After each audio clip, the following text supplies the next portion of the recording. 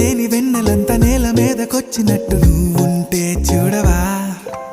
మంచువాన నన్ను ముంచెనంట, వాన విల్లు మీద ఇల్లు కట్టినెవ్వరంట. ఈ లోకమంతా నిన్ను చూసినంట, ఏ దిష్టి నిన్ను తాకకుండా ఇంటిలోన దాచుకుంటా. రంగు రంగు తారలన్నీ తొంగి తొంగి ఒక్కసారి చూస్తున్నా ఏంటిలా.